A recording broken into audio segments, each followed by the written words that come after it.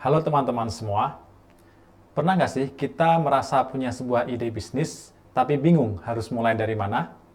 Atau justru kita punya permasalahan dan ingin menyelesaikannya, tapi nggak tahu kita harus mulai dari mana dan apakah solusi itu benar-benar dibutuhkan? Nah, disitulah peran design thinking menjadi sangat penting.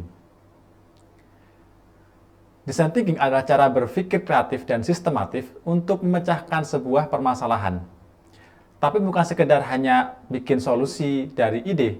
Design thinking menempatkan manusia atau pengguna sebagai pusat dari inovasi tersebut.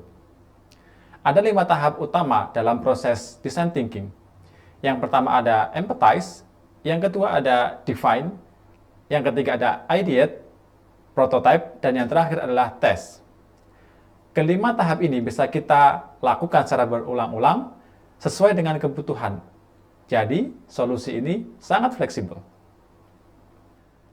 Design thinking sangat cocok digunakan di zaman sekarang saat perubahan itu cepat banget terjadi. Ketika kita punya ide inovasi, itu saja nggak cukup. Kita harus tahu apakah ide itu relevan dan benar-benar dibutuhkan atau menyelesaikan permasalahan yang ada. Contohnya bisa kita temui di kota Bandung, sekelompok anak muda membuat alat makan dari bambu untuk mengurai plastik.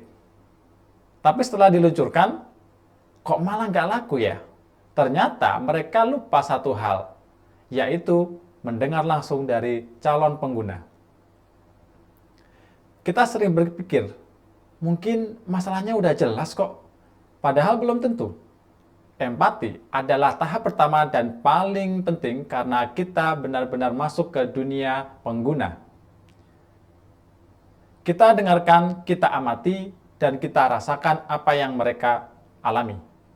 Tanpa empati, solusi yang kita bisa lakukan biasanya meleset dan tidak tepat sasaran.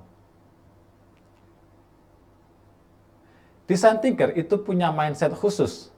Mereka nggak takut salah, mereka akan terus belajar, dan mereka kolaboratif. Yang penting bukan seberapa keren idenya, tapi seberapa tepat solusi untuk menjawab permasalahan yang nyata. Di dunia bisnis, sosial, pendidikan, bahkan lingkungan, pendekatan ini bisa banget dipakai. Jadi kalau kita ingin buat solusi yang benar-benar berdampak, jangan mulai dari ide. Mulailah dari masalah yang ada pada manusia. Design thinking akan membantu kita melangkah secara terstruktur, empatik, dan inovatif.